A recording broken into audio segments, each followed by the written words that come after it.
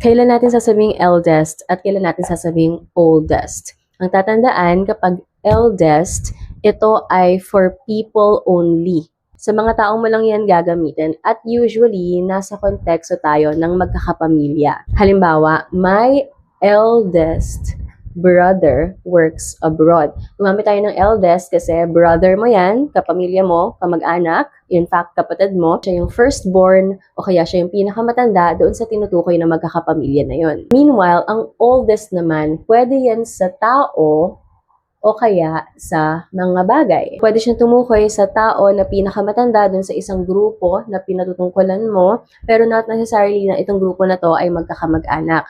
For example, he is the oldest student in the class. So, yung mga magkakaklase naman dyan sa klase na yan, hindi naman sila magkakapamilya talaga. So, sinabi mo na yung pinakamatandang student, oldest student. Hindi mo sinabing eldest kasi nga, wala naman siyang family-specific context. And again, as I've said, pwede siyang tao, pwede rin siya sa mga bagay.